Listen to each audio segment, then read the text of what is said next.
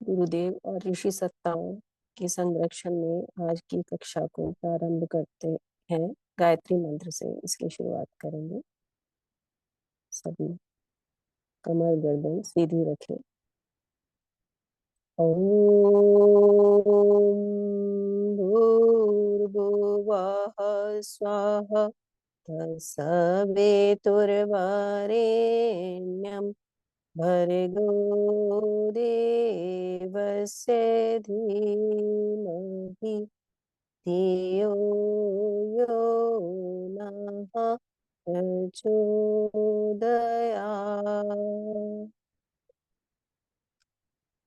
बाबू जी को प्रणाम। सभी साधकों को प्रणाम। आज की हमारी कक्षा पंचतंत्रों पर है और अन्नमय कोश में पंच तत्वों की साधना बताई गई है। तो पंच तत्वों के विषय में आज हम चर्चा करेंगे और बहुत सी कक्षाएं पहले भी इस विषय पर हो चुकी हैं। तो हम अपने अन्नमय कोश के परिमार्जन के लिए तत्वों की शुद्धि का क्या महत्व है, ये पंच तत्व क्या है, इनके विषय में बात करेंगे। हम सभी जानते हैं कि हमारे शरीर का जो निर्माण हुआ है ये पंच तत्वों से हुआ है। ये पंच तत्व जल, अग्नि, वायु, आकाश, अग्नि, पांच तत्व हैं जिनसे हमारा शरीर ही नहीं, यहाँ हम जितनी भी चीजें, वस्तुएं, कुछ भी जो भी हमें दिखाई देता है वो सब इन पंच तत्वों से ही बने हुए हैं।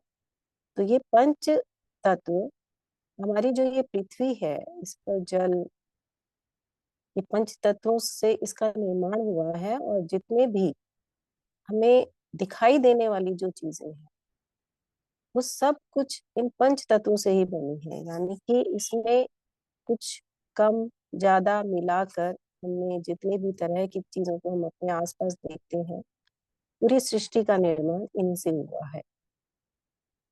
तो हमारा जो ये शरीर है, कहते हैं कि जैसे पृथ्वी है, पृथ्वी का जो स्वरूप है, उसमें जो गुण है, उसमें जो ये तत्व की जितने अंशों में विद्यमान है, उसी तरीके से हमारा ये शरीर भी है। उतने ही तत्व, जो कुछ भी हमें पृथ्वी में दिखाई देते हैं, जो भी चीजों से वो बना है, उतना ही हमारे शरीर में भी है। ये शरीर उसका एक, जैसे हम ग्लोब को पृथ्वी का एक मान लेते हैं स्वरूप, उसी तरीके से ये शरीर भी हमारा पृथ्वी को डिनोट करता है। उसको हम जान सकते हैं शरीर के माध्यम से। तो हमें इसको समझना होगा और हम ये देखेंगे कि ये जो पांच तत्व है, कोई भी चीज हम बनाते हैं तो जितना भी ये संसार का पसारा है, इन पंच तत्वों के जोड़ तोड़ को मिलाकर बना है। तो स्थूल रूप में पृथ्वी हमें जो दिखाई देती है, इसी तरीके से जो हमारा शरीर है, ये हमारा आधार है। लेकिन ये शरीर आधार किस चीज का है, इस चीज को भी जानना बहुत जरूरी है। ये इसके अंदर खाली शरीर ही नहीं है, ये तो जो दिखाई देने वाली हमारी चीज है कि जो हमें हाथ पैर बाहरी, ये त्वचा दिखाई दे रही है, मांसपेशियां हैं, ये सब जो दिखने वाली चीजें हैं, ये स्थूल रूप है इसका। अब इसके अंदर और भी बहुत कुछ चीजें हैं, लेकिन और क्या क्या चीजें हैं, यानी ये जो दिखाई देने वाला स्वरूप है, इसकी मात्रा सिर्फ इसमें 12% है। और इसके भीतर जल तत्व है। जल की जो मात्रा है इसमें सबसे अधिक है, 72% इसके अंदर जल तत्व है। और आकाश और अग्नि इसमें 6%, 6% और वायु 4% है। यानी इन सबको मिलाकर ये हमारा शरीर बना है। तो बाहरी स्वरूप से, स्थूल रूप से, अब हम देखें कि पृथ्वी में पांचों तत्व होते हैं। तो सृष्टि के निर्माण की प्रक्रिया में हमने उपनिषदों से जाना कि सबसे पहले आकाश तत्व उत्पन्न हुआ, अब आकाश तत्व मतलब जिससे जो चीज उत्पन्न हो रही है वो तो उसमें रहेगी ही रहेगी। अब उसके बाद उसमें जो चीजें मिलती चली गई तो उससे और क्या क्या बना। तो आकाश तत्व में जब वायु, आकाश से वायु निकली, और वायु और आकाश मतलब वायु में अब आकाश तत्व भी है, आकाश और वायु हो गए, वायु और आकाश मिले तो तीसरा एक तत्व बना अग्नि। फिर तीनों तत्वों के मिलने से चौथा तत्व बना हमारा जल। तो जल में चारों तत्व हैं, और जब पृथ्वी यानी पृथ्वी पर जल भी है, वायु भी है, अग्नि भी है और आकाश भी है। तो इस तरीके से जैसे कोई भी चीज हम बनाते हैं, अगर हम कोई खाना बनाते हैं तो उसमें हम देखते हैं कि उसमें कितनी मात्रा डाली जाए, उसको कितना ताप में पकाना है, कितनी अग्नि में देना है, कौन सी मात्रा कितनी हो, तभी हम उसका एक उत्कृष्ट रूप से या एक सही स्वरूप में हम उसको अर्जित मतलब ग्रहण करने के लिए, उसको स्वादिष्ट बनाने के लिए, सुंदर बनाने के लिए उनको एक बैलेंस रूप में रखा जाता है। तो यही हमारे इस शरीर में भी इन पांचों तत्वों को संतुलित रखना, स्थिर रखना, सही रखना, ये बहुत ही आवश्यक है। तो इसमें हम देख रहे हैं कि जो ये हमारा शरीर है, इसका जो आधार पृथ्वी है, तो ये तो जो हमारे शरीर में रोगों के जो कारण है और जो परेशानियां हैं, ये तीन चीजें इस पर ज्यादा प्रभाव डालती हैं। इसमें तीन चीजें कौन कौन सी हैं, यानी जल, वायु और अग्नि। इन तीन जलवायु, हम कहते हैं कि जैसे जलवायु में परिवर्तन होता है तो उसका असर हमारे शरीर पर होता है, और ये जो हमारा स्वरूप बनता है तो ये स्थिर है। कहने का अर्थ है कि ये स्थिर का मतलब है कि इसको आसानी से बदला नहीं जा सकता। जो हमारा आकार, प्रकार, लंबाई, चौड़ाई, रंग, रूप, ये हमारा जो स्वरूप है हम इसको इतनी आसानी से नहीं बदल सकते। लेकिन वायु, अग्नि और जल की मात्रा में हम कम करके, बढ़ा सक करके उसको हम बैलेंस कर सकते हैं, और हमारे इस जो भौतिक शरीर में जो भी रोगों का कारण है, तो ये तीन तत्व हैं। इनको हम जो भी रोग बनते हैं हमारे, यानी उनमें कुछ ऊपर नीचे होता है, वो बैलेंस नहीं होते, इस वजह से हमारे शरीर के अंदर रोग दिखाई देते हैं हमें। और ये रोगों का कारण क्या होता है कि अज्ञानता तो है ही, कि जानकारी का अभाव है, हम उसके विषय में जानते नहीं है, तो हमारे शरीर में उन रोगों का प्रसार हो जाता है। तो आकाश तत्व भी आकाश हमारे व्यक्तित्व का निर्धारण करता है, हमारे मानसिक स्तर का जो भी निर्धारण है, मतलब हम सदाचारी हैं, दुराचारी हैं, हमारे मन में विचार भावनाएं कैसी हैं, ये सब निर्धारण आकाश तत्व से होता है। अभी हम बात करेंगे कि ये कैसे काम करता है, कैसे होती हैं ये चीजें। तो बेसिकली जो स्थूल रूप से हम बात कर रहे हैं, क्योंकि हम अन्नमय कोश के परिमार्जन की बात कर रहे हैं, तो हम इन तीन तत्वों को जो हमारे आयुर्वेद में भी बताए गए हैं कि वात, पित्त और कफ, यानी कि वात कहते हैं वायु को, और पित्त कहते हैं गर्मी को, और कफ जल कहते हैं। यानी इनमें जब बैलेंस बिगड़ता है, संतुलन बिगड़ता है, तो हमारे शरीर में हमें रोग दिखाई देते हैं। तो इनका संतुलन करके हम अपने शरीर के रोगों को मिटा सकते हैं, स्थूल रूप से हम इसको कर सकते हैं।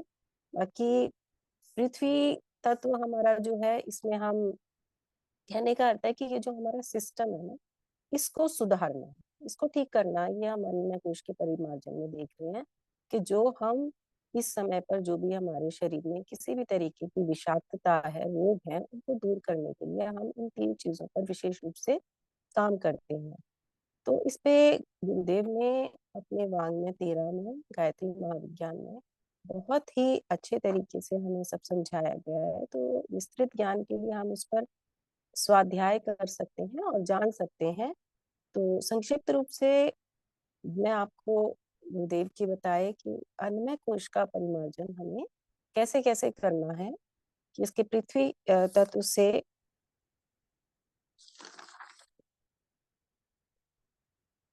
अच्छा शरीर को इतना महत्व क्यों दिया गया, क्योंकि शरीर हमारा वो माध्यम है जिससे हम जो हमारी संभावनाएं हैं अपने आप को उस स्तर तक ले जाना, यानी कि आकाश में मिला देना, आकाश तक पहुंचने की जो हमारी क्षमता है इस शरीर के माध्यम से ही संभव हो सकती है। इसलिए इस शरीर को भगवान का मंदिर मानकर गुरुदेव ने कहा कि शरीर को भगवान का मंदिर मानकर आत्म संयम और नियमितता द्वारा हम इसकी रक्षा करेंगे, या इसको गायत्री के पंचमुख, यानी कि सब कुछ हम इस शरीर के माध्यम से ही करने वाले हैं। इस शरीर को स्वस्थ रखना, इसके गायत्री के 5 मुख भी कहा गया है। ये जो हमारे पंच तत्व हैं, इन्हीं को गायत्री के 5 मुख भी कहा गया है। तो इन सब को संतुलित रखना, व्यवस्थित रखना, यानी शरीर को निरोगी रखना हमारे लिए परमावश्यक है। तो क्योंकि जल की मात्रा हमारे शरीर में सबसे अधिक है, तो ये समझने की बात है कि जल, अब इन गुणों को भी हमें देखना होगा कि जल का क्या गुण है और इसको हम कैसे अपने शरीर में व्यवस्थित रखेंगे। तो पहले तो गुरुदेव की हम ये है कि जो स्थूल शरीर पर हम काम कर रहे हैं, हम इसको देखें कि जल से हम क्या करते हैं। हम स्नान करते हैं, अपने आसपास स्वच्छता रखते हैं, और साफ सफाई अपने जीवन दायिनी शक्ति है ये, तो इसको हम जल के बिना तो हमारा जीवन ही नहीं है। तो जल तत्व हमारे शरीर में उसकी इतनी मात्रा है, तो इसको एक तो ज्यादा मात्रा में हमें लेना है, जो कि हमें पता नहीं होता। हम शरीर के लिए यानी ठोस आहार तो हम बहुत अधिक लेते हैं, लेकिन हम जल की उपेक्षा करते हैं।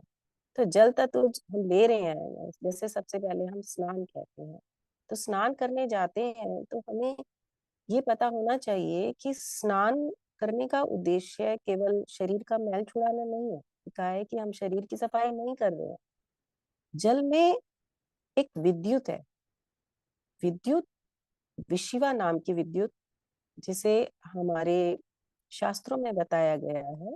तो उस विशिवा नामक शक्ति को, उस विद्युत को हमें ग्रहण करना होता है। तो जल तत्व की साधना करने के लिए हमें क्या करना होगा कि हमें इस भाव से स्नान करना है कि हम उस विशिवा नामक विद्युत को अपने शरीर में धारण कर रहे हैं, और उसमें जो ऑक्सीजन है या और भी उसके बहुमूल्य तत्व हैं, उससे हम अपने शरीर को सींच रहे हैं। तो उससे हमारे शरीर के अंदर जो भी विषाक्तता है वो समाप्त होती जाएगी। दूसरा, उषापान, कि हमें प्रातः काल सबसे पहले उठकर हल्के गुनगुने पानी को पीना चाहिए, जिससे पिछले दिन के जो हमारे शरीर के अंदर जो भी विषाक्त तत्व हैं, शरीर की शुद्धि के लिए, और जल को पीने के लिए घूट घूट कर कर दूध की तरह हमें उसको पीना चाहिए। तो हमारे शरीर को वो अच्छे से ग्रहण कर पाता है, हर रोम रोम में पहुंच पाता है, और हमारे शरीर की सफाई बहुत अच्छे से हो पाती है। तो विषाक्त तत्वों का निष्कासन कर देता है और हमारे शरीर अंदर से शुद्ध हो जाता है।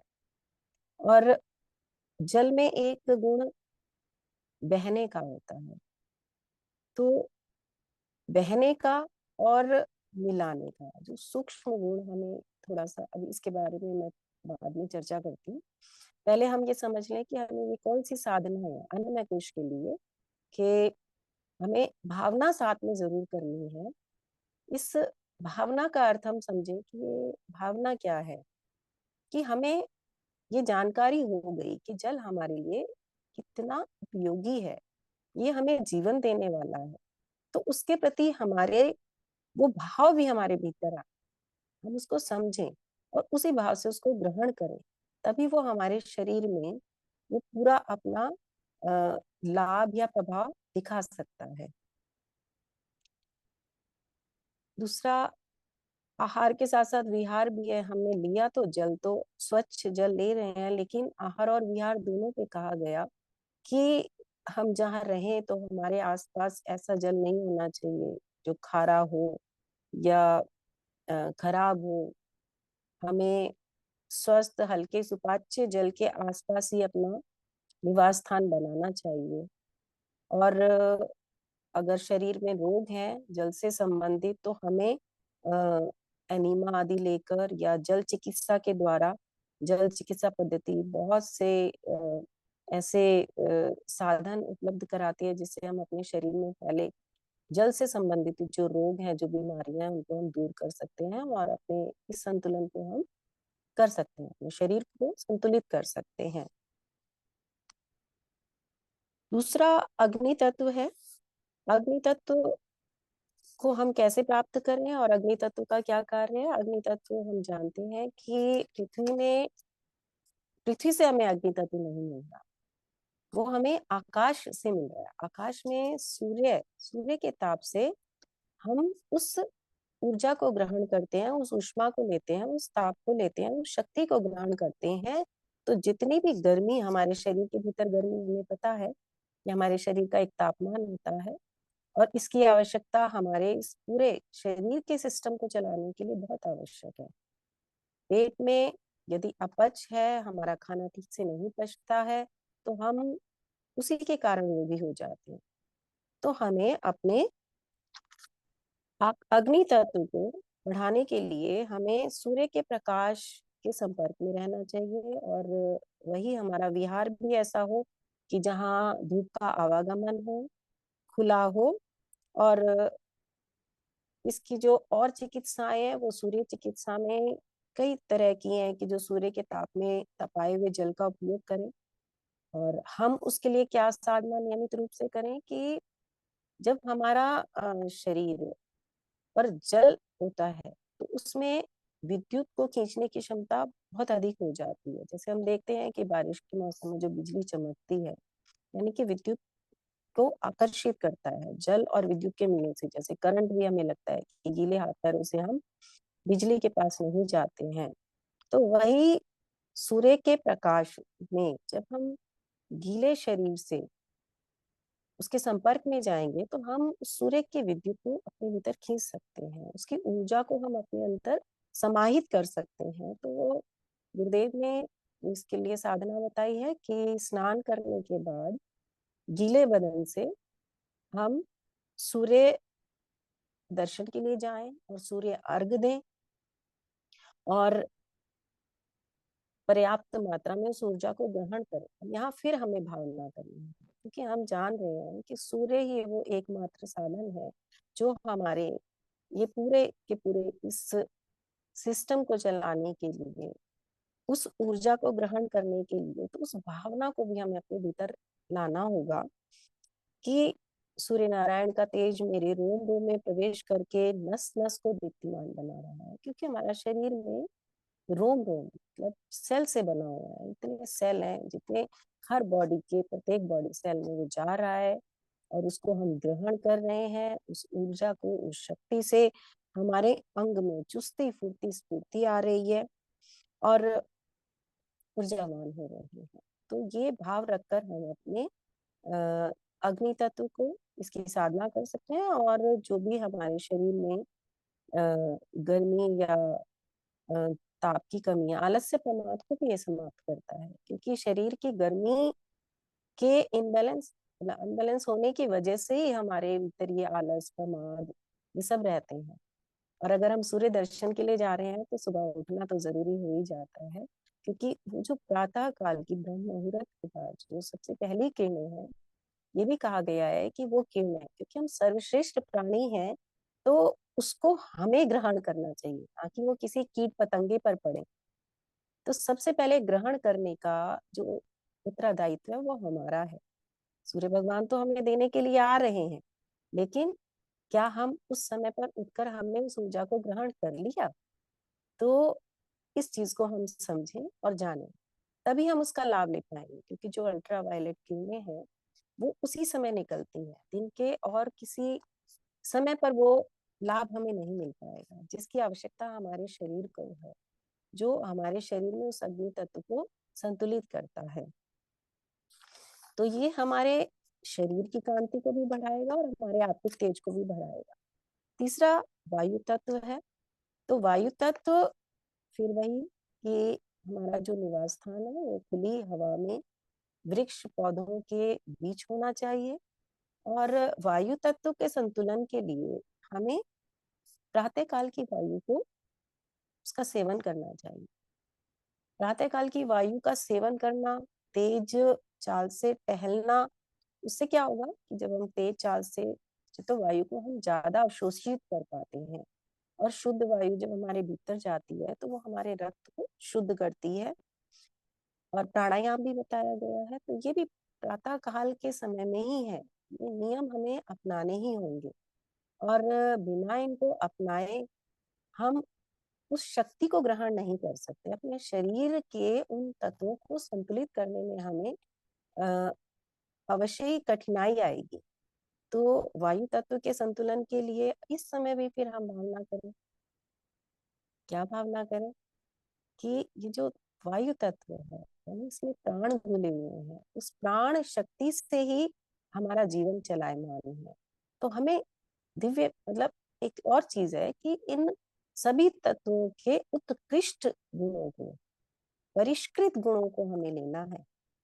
तभी हमारा ये शरीर रोगों से और बीमारियों से और विषाक्तता से बच सकता है, क्योंकि हमें उस शुद्ध स्वरूप में आना है। तो इसलिए हमें भावना क्या करनी है कि ये ईश्वर का ब्रह्मांड व्यापी जो प्राण है, ये जो स्वास्थ्य वर्धक प्राण तत्व है, उसे मैं अपनी सांस के साथ खींच रहा हूँ। वायु का आवागमन हमारे शरीर में सांस के द्वारा ही होता है। तो हमें उस समय अपनी सांस पर ध्यान दें कि जब हम सांस ले रहे हैं तो हम उन दिव्य प्राणों को अपने भीतर खींच रहे हैं, अपने शरीर के रोम रोम में हम उसको प्रतिष्ठित कर रहे हैं, अपने शरीर के विषाक्त तत्वों को बाहर निकाल रहे हैं।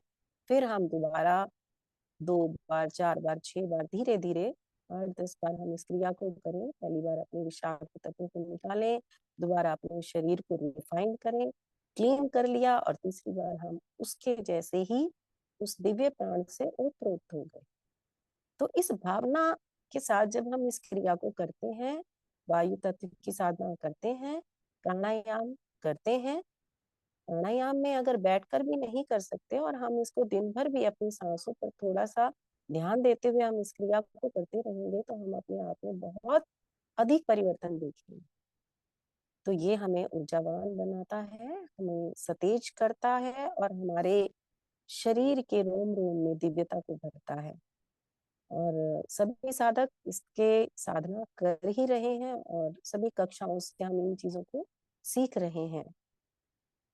इसके लिए वायु तत्व को सही करने के लिए गुरुदेव ने हवन पद्धति को हमारे वेदों में जो बताया गया उसको अपने दैनिक जीवनचर्या में शामिल करने के लिए कहा है। हवन पद्धति को जब आप गहराई से उस पर मनन चिंतन करेंगे तो देखेंगे कि वो हमारे पांचों तत्वों का शोधन कर देता है। इसके लिए गुरुदेव ने बहुत सरल विधियां बताई हैं और सामग्री भी हमें कौन सी इस्तेमाल करनी चाहिए, क्योंकि ये पूरे वातावरण को जाकर शुद्ध कर देता है हमारे आसपास। जैसे कि हम शहरों में रहते हैं, अब उस पर्यावरण को हमने बहुत ज्यादा दूषित किया हुआ है, प्रदूषण की समस्या बहुत अधिक बढ़ गई है। तो पूरे पर्यावरण को हम संतुलित नहीं कर पाएंगे, लेकिन अपने प्रयास कम से कम अपने घर में, अपने जहाँ भी है, अगर हमने हवन कर लिया तो वायु शुद्ध रूप से हमें प्राप्त हो सकती है। तो इस तत्व की हम ऐसे साधना कर सकते हैं। अब पृथ्वी तत्व की बात करते हैं। तो पृथ्वी तत्व, पृथ्वी शुद्ध मिट्टी, उसमें सबसे अधिक विष निवारण की शक्ति होती है, पोषण की क्षमता होती है। और जो हम पुराने समय में देखें कि जो हमारे ऋषि मुनि थे, वो मिट्टी खोद कर गुफा बना लेते थे, उसमें साधना करते थे, तो उसकी पोषक तत्वों से उनके शरीर का पोषण होता रहता था, उनके शरीर के विषाक्त तत्वों को वो खींच लेती थी। तो बहुत लंबे समय तक वो उसमें अपनी साधनाएं किया करते थे। हम देखें कि पृथ्वी तत्व हमारे लिए बहुत आवश्यक है, तो उसके संपर्क में हम जितना रहेंगे तो उतना ही हमारा पृथ्वी तत्व यानी कि जो हमारा आधारभूत ढांचा है, हमारे शरीर जो बाहरी रूप से हम उसको बहुत ज्यादा परिवर्तन उसके आकार प्रकार लंबाई चौड़ाई में नहीं कर सकते, लेकिन हमारी त्वचा जो भी बाहरी रूप से अब देख रहे हैं उसको हम सही कर सकते हैं। उससे हमारी भावनाएं शुद्ध हो सकती हैं, हमारे शरीर के जो चर्म रोग हैं वो समाप्त हो सकते हैं। और मिट्टी चिकित्सा बहुत सारी विधियां हैं जिससे हम अपने शरीर के बहुत से रोगों का निवारण कर सकते हैं। और पिछले जो हमारी कक्षाएं हुई थी उसमें प्रगति दी ने जल चिकित्सा पर, रंगों की चिकित्सा पर, ये जो सूर्य चिकित्सा इस पर बहुत अच्छी कक्षाएं हो चुकी हैं। तो आप अधिक जानकारी के लिए वहाँ हम उन वीडियोस को देख सकते हैं। तो अब भूमि कैसी कैसी भूमि ऐसी नहीं कि जो पहले से गंदी है, खराब है, क्योंकि हमने अपनी भूमि को भी बहुत, पृथ्वी को भी हमने बहुत ही विषाक्त खुद कर दिया है। तो ऐसी पृथ्वी के वो भूमि जो शुद्ध हो, पवित्र हो, उस भूमि के संपर्क में रहना। अब शहरों में आप जहाँ घास उगी हो, सुबह का वातावरण हो, उस पर ओस कण होते हैं, तो वो एक प्राकृतिक रूप से हम भूमि के संपर्क में आते हैं। तो उस शक्ति को, पृथ्वी की उस ऊर्जा को हम अपने भीतर इस भाव के साथ खींचें कि जो पृथ्वी की शक्ति है, पोषण की क्षमता है, वो हम अपने भीतर खींच रहे हैं। और हमारी विषाक्तता, हमारी माँ है, पृथ्वी को हमने माँ कहा है, सभी कुछ हमारे लिए करती है। अपने उसके और सूक्ष्म गुण है, क्षमाशीलता है, उसमें सहन शक्ति है, और पोषण की क्षमता है, ममत्व है, करुणा है। चाहे हम उस पर कैसे भी कुछ भी करें, लेकिन वो हमें कभी भी उसके बदला हमसे नहीं लेती है। तो हमें नंगे पांव टहलना चाहिए, और अपने शरीर पर साबुन के स्थान पर हम मुल्तानी मिट्टी या शुद्ध मिट्टी का प्रयोग करें। तो इस पर हमारे बहुत से साधकों ने प्रयोग किए हैं, और मैंने भी इस पर किया है। तो ये शुद्ध मिट्टी हमारे शरीर के जो भी बाहरी रूप से जो भी रोग होते हैं उनको हटाती है, उनको स्वच्छ कर देती है, साफ कर देती है। और फोड़े फुंसियां इन सब को, इन सब के मतलब जो भी इसकी विषाक्तता है उसको अपने भीतर खींच लेती है। तो मिट्टी स्नान हम करें। और हमें, जैसे हमने देखा है कि शमशान भूमि होती है, तो जिस तरह का कर्म जिस भूमि पर किया जाता है उसी तरीके के भावों को वो भूमि सोख लेती है अपने भीतर। तो वहाँ हमारा मन उद्वेलित होता है, हमारा तो एक भयंकरता की स्थिति हमारे भीतर आती है, या हम अच्छा महसूस नहीं करते। तो इसीलिए कहा गया कि जहाँ सत्पुरुष निवास करते हैं, क्योंकि अभी मैंने कहा कि हमें परिष्कृत दिव्य शक्तियों को खींचना है, उत्कृष्टता को खींचना है। तो जहाँ स्वाध्याय होता है, सद्विचार होता है, सत्कार्य होते हैं, वो उन्हें प्रत्यक्ष तीर्थ कहा है गुरुदेव ने।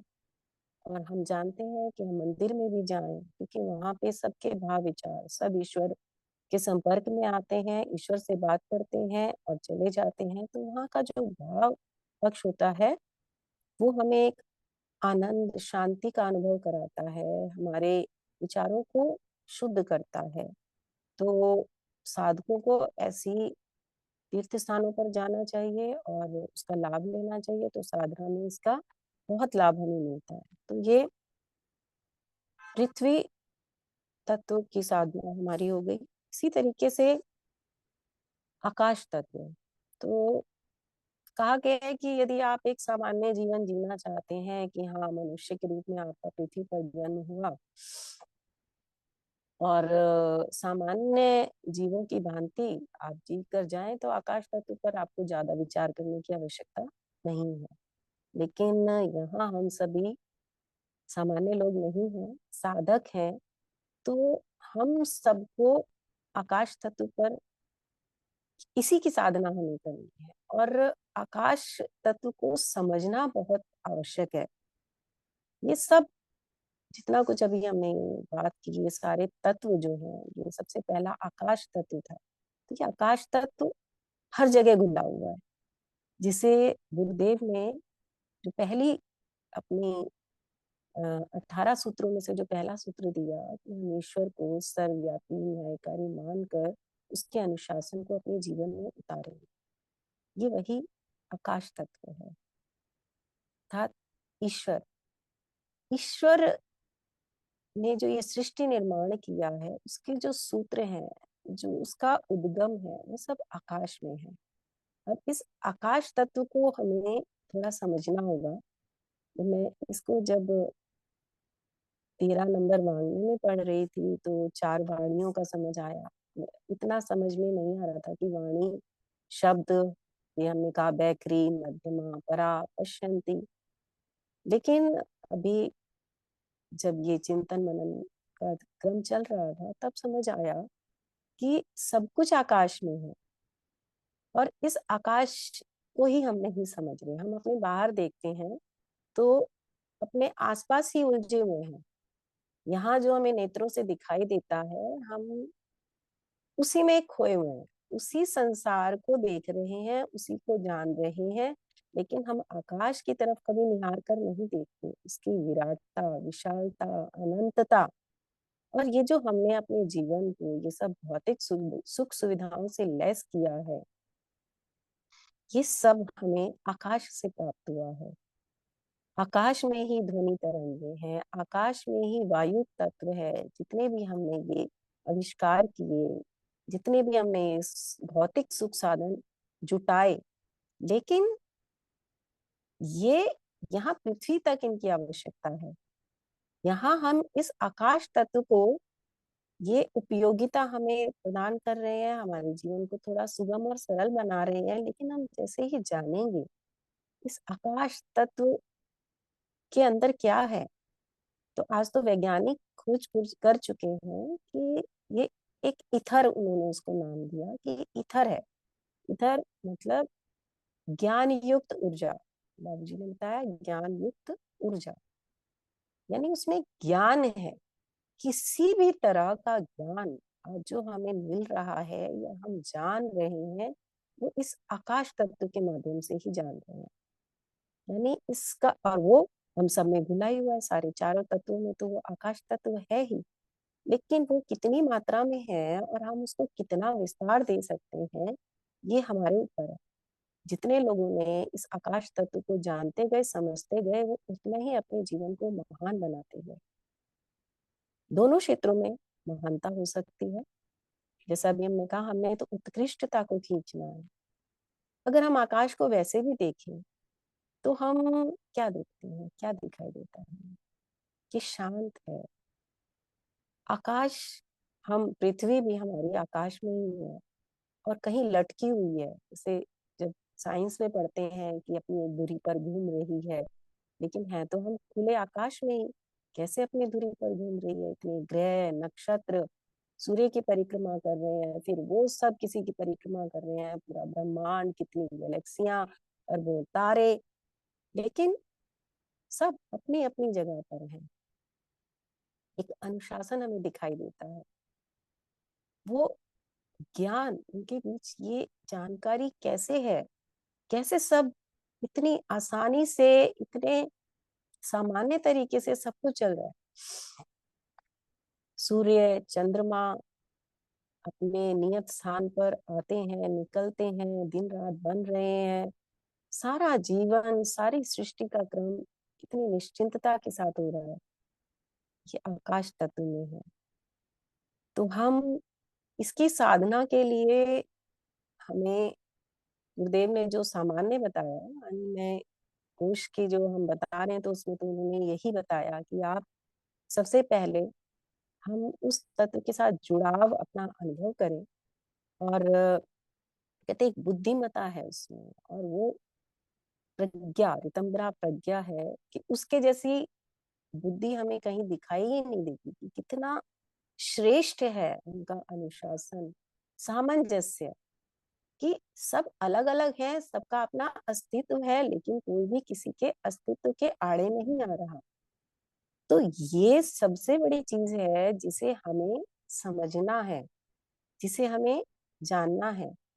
और जो हम पंचकोशों की साधना कर रहे हैं उसमें इस आकाश तत्व को समझने की ही साधना सारी हमारी चल रही है। इस प्रज्ञा बुद्धि को विस्तृत करने की बात हो रही है, इस प्रज्ञा वितंबरा प्रज्ञा को जागृत करने की बात हो रही है, ताकि हमें ये पता चले। अच्छा, इसके जो हमारे शरीर में उसका स्वरूप हमारा मन है, हम अपने मन को देखें कि हमारे मन में वो सामंजस्यता, वो सद्विचार, वो सद्गुण और वो अनुशासन सब होना चाहिए, जो हमें इतना संयमित, इतना विराट, इतना विशाल, कि हमारे शरीर में हमारा मन, उसको भी हम जानते हैं कि वो भी अनंत है, अनंतता तक वो फैला हुआ है। तो उसको परिष्कृत करना, उसको सही करना, उसकी प्रज्ञा को जागृत करना हमारा, हम साधकों का तो प्रथम कर्तव्य है। और ये जो हमारा शरीर है, ये जो पृथ्वी तत्व हमारा है, हम इसको कह रहे हैं कि अच्छा, जल हमने कहा था जिसमें चार तत्व मिले हैं। तो थोड़ा सा चिंतन मनन में मैंने सोचा कि सारी हमारी जो सभ्यताएं विकसित हुई, सब जहाँ जल था उसके किनारे था। तो ये जो पृथ्वी तत्व हमारा है, ये इस पे सारी, ये जब तत्व मिल जाते हैं तो इस पे मिलने के बाद ही कुछ काम हो सकता है। जहाँ की भूमि बंजर है, यानी जहाँ जल का अभाव है, उसमें पोषण की क्षमता नहीं है, उसका हम उपयोग नहीं कर सकते। तो जल हमारे शरीर में एक स्नेहन का काम करता है, जोड़ने का काम करता है। हम कोई भी चीज बनाते हैं, हमने एक तत्व लिया, मान लीजिए हमने बेसन लिया, हमने उसमें जल मिलाया, कितनी मात्रा में मिलाया। अगर हम पकोड़े बना रहे हैं या कोई और चीज बना रहे हैं तो हम उसकी एक मात्रा निश्चित करते हैं, तो वो उसको घोल देता है, यानी अपने में मिला देता है। तो हमारे शरीर में जो जल तत्व है, हम देखें कि वो स्नेहन का काम कर रहा है। तो स्नेहन मतलब प्रेम, प्रेम से हम बने हुए हैं, प्रेम से उत्प्रेत है। सबसे ज्यादा जो तत्व है हमारे अंदर, वो प्रेम का तत्व है। तो इस प्रेम से हमने सब चीज को जोड़ना है। अच्छा, ऊर्जा कैसे निकली? अग्नि, इसका बाबूजी बार बार कहते हैं कि हम अपने तत्वों पे देखें कि कैसे सृष्टि के क्रम में हम आकाश से वायु अग्नि कैसे बनते गए। जब थोड़ा सा इस पे चला तो ये जो हम चक्रों की साधना कर रहे हैं, ये चक्र भी हमारे इन सब तत्वों से जुड़े हुए हैं। उनकी कर्मेंद्रियां, उनकी ज्ञानेंद्रियां, मतलब हमारी पांचों कर्मेंद्रियां, हमारी पांचों ज्ञानेंद्रियां इन्हीं तत्वों से बनी है। और इन सब के ऊपर हमारा अंतःकरण, जो जिसको मन संस्थान बोला जाता है, वो है। और इन सब के भीतर जो ये प्रज्ञा या ये जो चेतनता हमारे भीतर है, वो आत्मा है। तो हमारी इस आत्मा से इस शरीर के अंदर ये सब कुछ चल रहा है। जो हमने अपने शरीर को, इसकी जो संभावनाएं हैं, मतलब अपने आप को उस आकाश में, उस ईश्वर में, उस परमात्मा के पास तक ले जाने के लिए हमें इन तत्वों की साधना करनी है। तो इनके सूक्ष्म स्वरूप को समझना हमें बहुत आवश्यक है। हमें पृथ्वी की, अब श्रेष्ठ गुणों की बात कर रहे थे कि वो कैसे हम उसका परिष्कार करते जाएं, कौन से दिव्य गुण हैं जिन्हें हमें सीखना है। यानी इस शरीर से हमें पृथ्वी के जो पोषकता के गुण को, क्षमाशीलता के गुण को, संयम को, संयम पर फिर गुरुदेव ने अपने सूत्रों में कहा कि हम विचार संयम, समय संयम, अर्थ संयम, ये सारे इंद्रियों के संयम पे बात की। तो संयम क्यों आवश्यक है?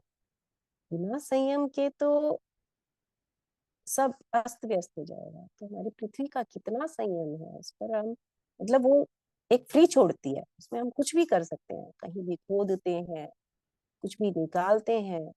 तो वो जब हम उस पर वो काम करते हैं, तो उसके अंदर नीचे नीचे जाएंगे तो हम कितनी धातुएं हमने निकाल ली, वो सब धातुएं हमारे भीतर भी है। वो सब जो भरे हुए भंडार जिसको कहते हैं, कि जिसको हम बाहर ढूंढ रहे हैं, इन धातुओं से नहीं मिलेंगे, हमें इस शरीर में ही मिलेंगे। तो उसका हमने कितना खुदाई की, कितना गलाई ढलाई की। अब गलाई ढलाई, जैसे जल की बात हो रही थी कि जल को हम वैसे देखें, जल बह रहा है, नीचे की तरफ जा रहा है, अपना आकार प्रकार ले लेता है, तो हमारा जीवन भी तो ऐसा ही होना चाहिए। जब जल तत्व हमारे इतना भीतर हमारे है, 72% जल की मात्रा है, तो हम जहां जाएं सब में घुल मिल जाए, सबके साथ हमारा ऐसा बर्ताव होना चाहिए कि जिस रूप में, जिस आकार प्रकार में, जो हमें जैसा मिल रहा है, हम सबके साथ अपने प्रेम से ऐसे घुल मिल जाए जैसे हम उन्हीं में समाये हुए हैं। और वायु तत्व का जो गुरुदेव ने भी बताया कि वो बहती है, चलते रहना है, कर्म करते रहना, ये हमारे शरीर का काम है। और एक जो मुख्य है कि वो खींचना, मतलब पुश एंड पुल, ये काम है। तो इसकी कर्मेंद्रिय हमारे हाथ है। तो कर्म करने की शक्ति, परिश्रम की शक्ति हमें ये बढ़ानी होगी, करना होगा। गतिशीलता तो रुकती ही नहीं, वायु कहाँ रुकती है। तो हमें हर समय अपने विचार, अपने भाव एक सही दिशा में ले जाने हैं। अपनी कर्मेंद्रियां, ये कर्मेंद्रियों को हम कैसे समझें, कहते हैं जो विषाक्त तत्व जिनसे निकलते हैं वो कर्मेंद्रियां, जैसे पृथ्वी का मल है तो वो गुदा द्वार से निकलता है, तो उसको हमने पृथ्वी गुदा को हमने पृथ्वी की कर्मेंद्री का है कह दिया। और जो जल है, जल तत्व, मूत्र विसर्जन हमारे शरीर में है, रक्त और इनका शोधन, जो सारा वीर्य है, ये सब चीजें हैं। लेकिन उसका विसर्जन कहाँ से होता है, हमारी जननेंद्रियों से होता है। तो ये रस का स्रोत है। तो क्योंकि उसमें से विसर्जन होने वाली हमारी कर्मेंद्री कौन सी हो गई, वो जननेंद्री हो गई। और वायु का ये, जैसे मैंने अभी कहा कि पुल एंड पुश है, तो खींचना, काम, कर्म करना, ये इसकी कर्मेंद्रिय हाथ हो गई।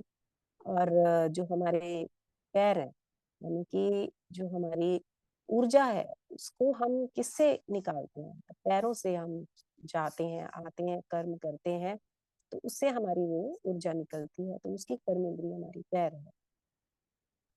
और जो शब्द है, आकाश तत्व की कर्मेंद्री, क्योंकि जो हमारे विचार भाव जो भी बनते हैं, हम उनको अपनी वाणी से निकालते हैं, तो उसकी कर्मेंद्री वाणी हो गई।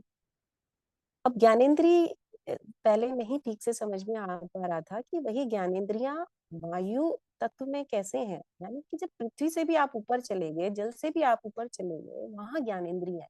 यानी वहां पे आपको ये जो स्थूल रूप से हमें अपनी कर्मेंद्रियां दिखाई दे रही है, उनकी आवश्यकता नहीं है।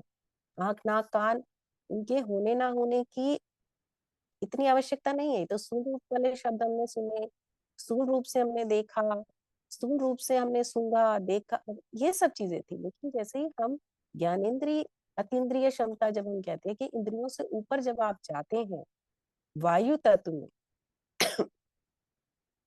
तो वहां जो हमारी वो शक्तियां हैं जो सूक्ष्म रूप से उन ध्वनियों को सुनती हैं। वह सूक्ष्म ध्वनियां क्या है, यही परा पश्यंती वाणी है, वो प्रेरणाएं हैं। और ईश्वर के साथ संपर्क है।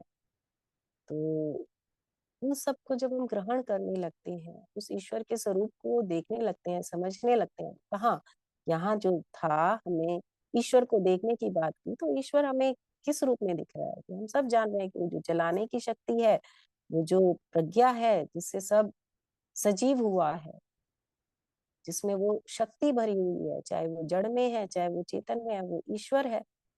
तो हम वहां जाके समझने लगते हैं। और जब उस वायु तत्व तक हम पहुंच जाएंगे, यानी अनाहत तक, उस हृदय के भावों में जब हम डूबने लगते हैं, तो वो स्पष्टता आने लगती है कि ये सब कुछ एक ही तत्व से बना है, सब में एक ही है। हमारे भेद दृष्टि समाप्त होने लगती है और अभेद दृष्टि बढ़ने लगती है। तो आकाश में जाकर, तो अभी ये क्रम चल रहा है, तो मैं जानकारी या समझ की बात कर रही हूँ।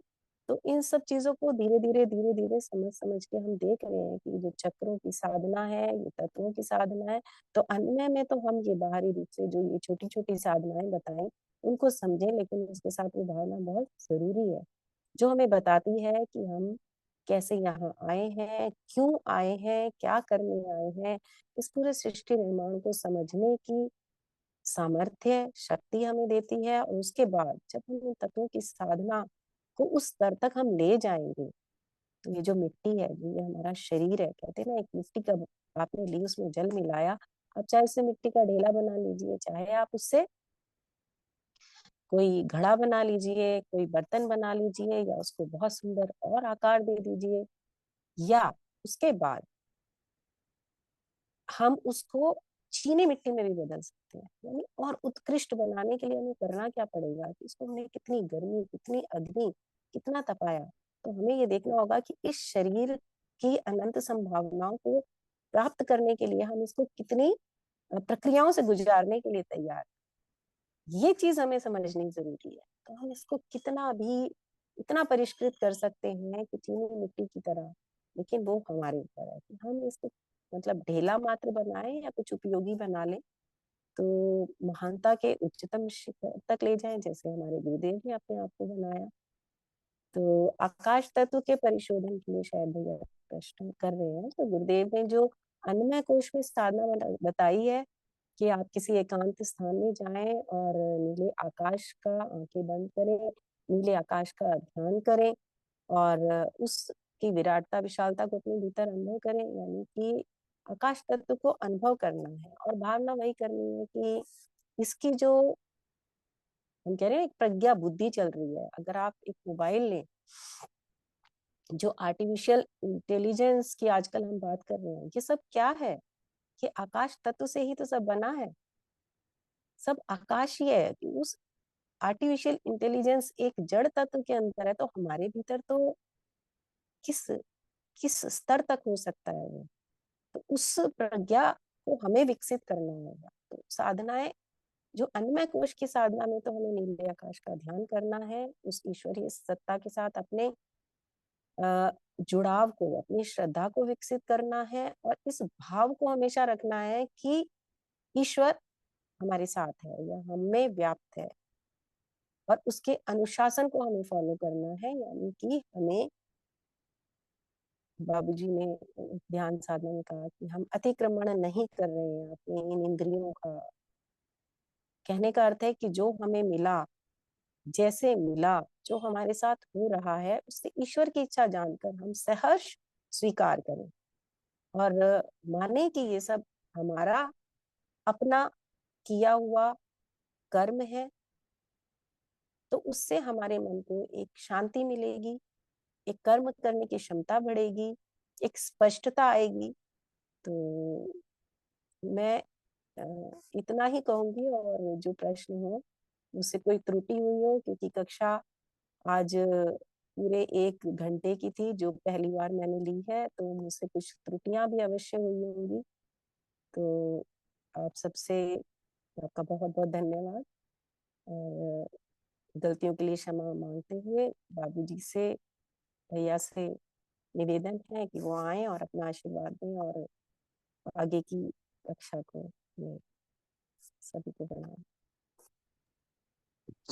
जी दीदी, बहुत-बहुत धन्यवाद आपका।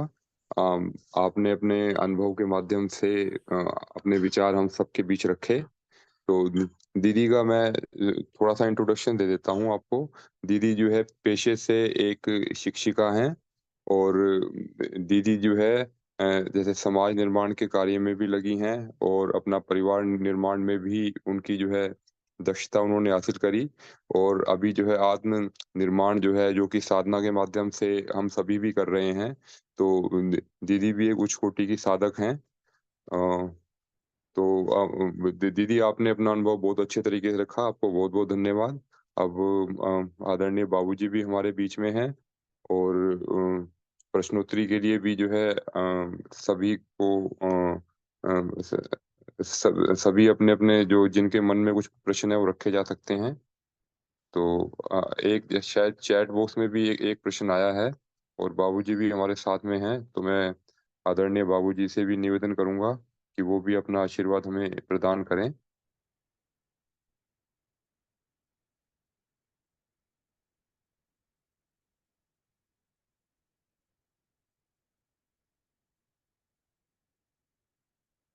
जी, जी देखिए, जब तक जो है बाबूजी आते हैं, जब तक हम जो है 2 प्रश्न आए हैं वो ले लेते हैं। तो पहला प्रश्न दीदी आपके लिए है ये, आचार्य जी का प्रश्न है, आचार्य वीरेंद्र प्रसाद जी का। तो आचार्य जी पूछते हैं कि आकाश तत्व का परिशोधन एवं संवर्धन कैसे किया जाए, कृपया स्पष्ट करें।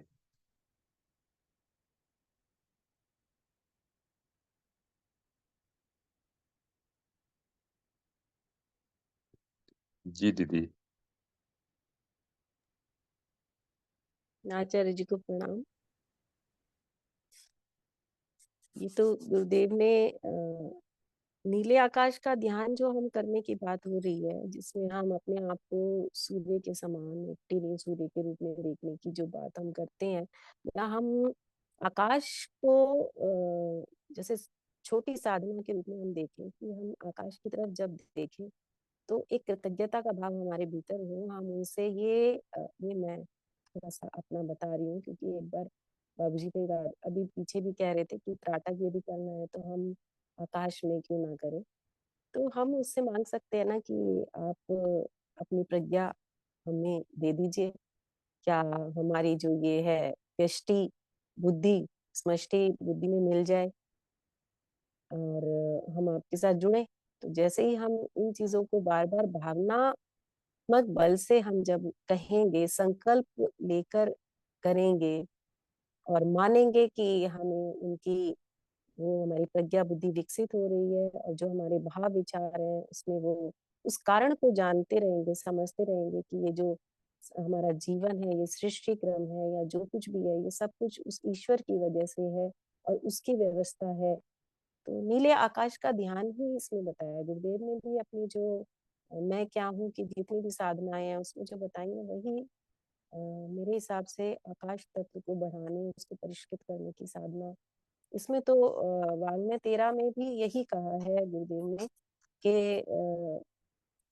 हमें नीले आकाश का ध्यान करें बैठकर और उसको अपने अंतःकरण में उतारें, चित्रवत उसको देखें कि उसके जो सदविचार हैं, जो सद्भाव हैं, जो सत्प्रेरणाएं हैं, वो हमारे भीतर आ रही हैं उन महान दिव्य आत्माओं से, या जो भी सृष्टि क्रम में अभी तक हमारे ऋषि मुनि तपस्वी जैसा हम बनना चाहते हैं उसी तरीके के भाव विचारों को हम अपने भीतर खींचे कि वो धीरे धीरे एक विद्युत के रूप में हमारे रोम रोम में समा रहे हैं, हमारे हर बॉडी सेल में जा रहे हैं, और हम भी उस आकाश तत्व में, उस समष्टि चेतना के साथ जुड़ रहे हैं, उस ईश्वरीय बुद्धि के साथ जुड़ रहे हैं। और प्रकृति को ईश्वरीय बुद्धि बताया गया है। प्रकृति को देख देख कर ही हम सीख सकते हैं। अपने आसपास सब चीजों को देखें, यदि हम उसको उस पर भी बहुत ध्यान देंगे, समझेंगे, तो हमें सारे तत्वों की जो सूक्ष्म चीजें हमें धीरे धीरे समझ आने लगेंगी। और आकाश तत्व बस हमें क्या लेना है, उनको खींचना है। कहते हैं ना, ये जो विचार हम भेज रहे हैं, हम सब जैसा सोचते हैं और उसी तरह के विचार भावों से हमारी सराउंडिंग निर्मित हो रही है। कर्म कर रहे हैं हाथ पैरों से, वो वाले हमें दिखाई दे रहे हैं, और जो हम दिमाग से छोड़ रहे हैं वो हमें दिखाई नहीं दे रहे, वो चारों तरफ एकत्रित हो रहे हैं।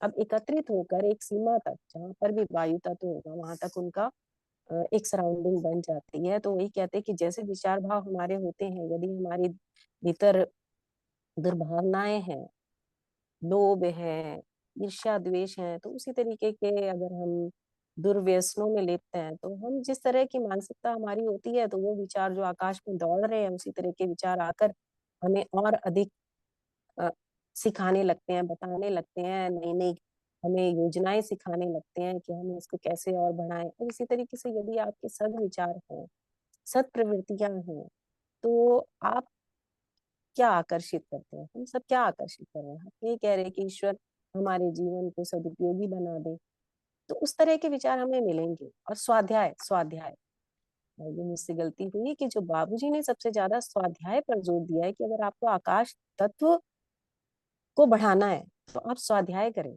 तो स्वाध्याय किसका करें? वही कि हम अपने उपनिषदों का स्वाध्याय करें, जिसमें एब्सोल्यूट ट्रुथ को बताया गया है। तो उस जानकारी को जानना, यानी वही जो ऋतंभरा प्रज्ञा, मतलब एब्सोल्यूट ट्रुथ, इस पूरे ब्रह्मांड, पूरी सृष्टि के निर्माण प्रक्रिया को जब हम समझ लेंगे, जान लेंगे, चिंतन मनन करेंगे, तो हमारी अपनी बुद्धि ईश्वरीय बुद्धि के साथ जुड़ने लगेगी, हमें समझ आने लगेगी। फिर हम उन चीजों के लिए प्रयास करेंगे कि जिससे हम उसकी तरह बन सके, अपनी साधना से, अपने इस शरीर को, मन को, अपनी आत्मा को हम परिष्कृत करते जाएंगे, अपने आप को तपाते जाएंगे। उन साधनाओं से हम अपने आप को इतना श्रेष्ठ बना लेंगे कि हम भी उन महान आत्माओं की श्रेणी में आ जाए, या गुरुदेव की कम से कम एक अच्छे शिष्य कहलाने की योग्य तो बने। आचार्य जी क्षमा कीजिएगा, आप बहुत अच्छे से जानते हैं, बाकी मुझे जो समझ आया।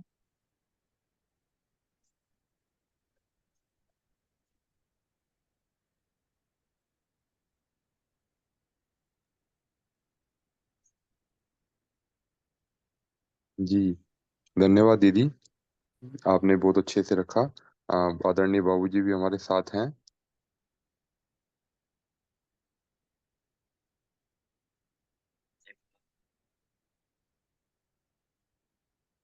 जी, बाबूजी आपकी आवाज थोड़ी कम आ रही है शायद।